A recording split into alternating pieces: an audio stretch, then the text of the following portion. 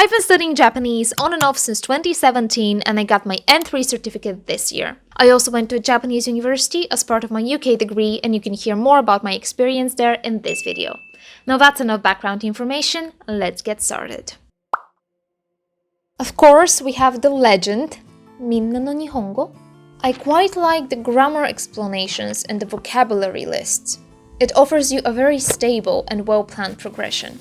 However, when it comes to the exercises and readings it gives you, I think they're quite lacking and honestly boring. But I do recommend it for beginners who need a very structured approach to language learning. My holy grail of grammar. どんな時どう使う? 日本語表現文型辞典. It has brief grammar explanations in Japanese, English, and Korean, and gives examples for each grammar point. The explanations are very concise and really easy to understand together with the examples.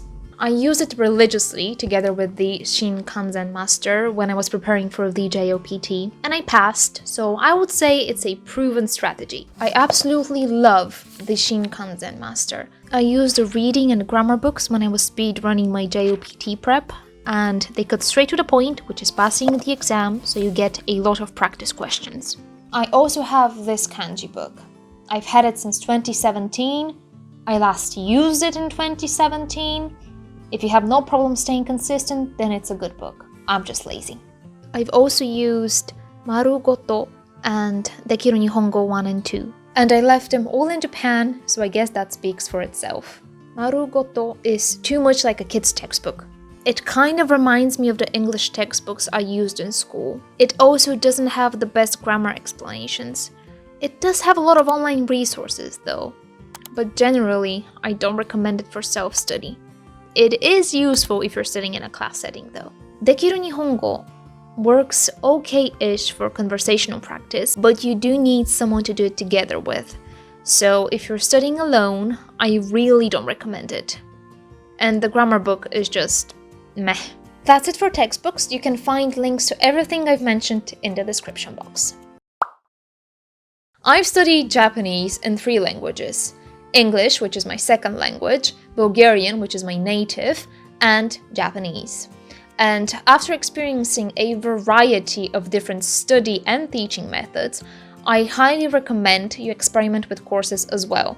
And here is why. Studying in English offers a lot of resources. There are so many textbooks, apps, content, and courses you can get access to. It's widely spoken and you will always find someone to help you. Like, if you need to find a certain phrase translated properly to Japanese, you can just Google, for example, "See you next week" in Japanese, and you will find someone has already asked that question and a native speaker has responded. Studying in my native language really helped me get a better understanding of some nuanced expressions, how to better translate them, and I got a better idea of how the grammar works. Simply because grammar explanations still make more sense to me in my native tongue rather than in English. Studying in Japanese helps with immersion, actually thinking in Japanese, feeling the language, and of course your pronunciation. And here's an extra tip. Do ask your teacher whereabouts in Japan they're from, and then research that place's local dialect. Not so you can mimic it, but so you will know what to look out for when you're listening to your teacher speak, and try and avoid it. My mistake is that I acquired some Kansai pen without noticing, because all of my Japanese teachers were from that region. All of them. I've had Japanese teachers in my UK, Bulgarian, and Japanese classes, and they were all from Kansai. Call it fate or whatever, but I didn't notice my Kansai ben until my last year at uni. Honmani. One of the major mistakes a lot of us make is not focusing on kanji.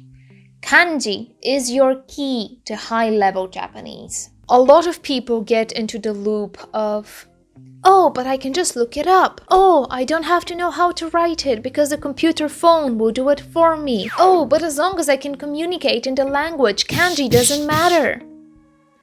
Wrong. You're locking yourself out of so much Japanese content. Why are you making things harder for yourself? Look at this kanji, and now look at all of these. Are you telling me that you can memorize all of them and read them right every time without knowing how to write them? If you can, kudos to you. Give me your brain. Or what do you do when you have words like hana, hana, hashi, hashi, kami, kami? What do you do then? And I'm not even going to talk about how important kanji are for the JLPT, even though the JLPT is not the best proficiency exam. And what if you want to read a book in Japanese? Or a news article in Japanese? Why are you making things harder for yourself? Are you going to count on Google Translate and other apps all the time? I might be talking to myself here. Anyway, I'm not saying that I sit down and just write the same kanji over and over again until I've memorized it together with all of its readings. I tried that, it absolutely doesn't work for me, and I don't have the patience for it. For me, the best way to learn kanji is through learning vocabulary. And specifically memorizing the radicals made it easier for me to distinguish and remember kanji that look similar. Okay, this is not the best thing to do, but I get my daily Japanese reading from Twitter and the occasional news article. But I am saving money so I can buy some manga novels in Japanese, so don't come at me. Shush. I also recommend rereading text out loud so you can get the right flow of the language, like where there's supposed to be a natural pause, that type of stuff. When I'm reading from a textbook, the first thing I do is check if there's kanji I don't know how to read. Then I look them up and write the furigana on top of them before I start reading the text in full. And after I've read it a few times, both in my head and out loud, I erase the furigana. Also, whenever I watch anime or any other type of Japanese media, I try to do it with Japanese subtitles if they are available. There's a few reasons why watching content with Japanese subtitles is important for learning the language. And this is one of the key things that actually helped me become fluent in English. First, it challenges us and gets us to concentrate more. We can look up words we don't know, we can see the sentence structure, and we learn how to pronounce Japanese better. My writing seriously improved when I started keeping a diary in Japanese. What helps me stay consistent with it is having an accountability buddy. I used to live with one of my best friends, and she studies Japanese as well. So every night after dinner, we would sit together and write our diaries. And then we would exchange them and read each other's entries. Decorating them and making them pretty also helps because it adds a fun and relaxing element to it.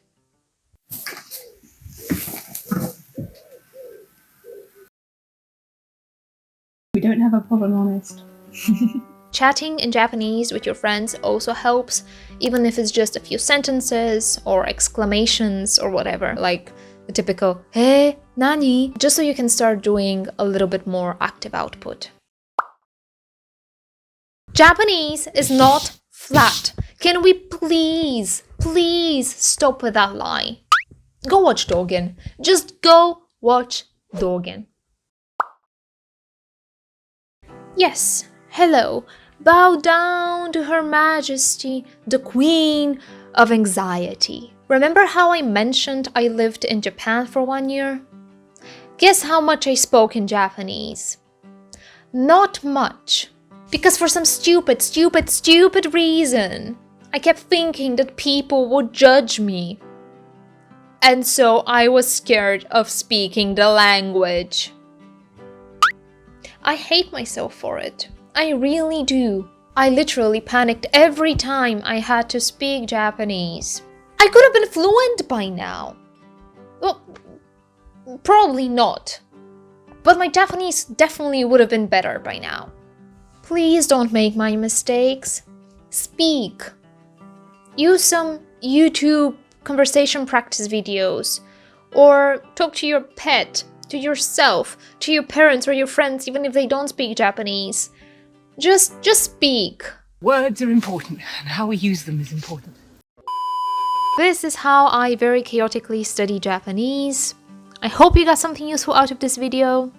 Studying Japanese is tough, but we are tougher, right? And we are all in this together. So good luck with your studies, and thank you for watching. Bye bye!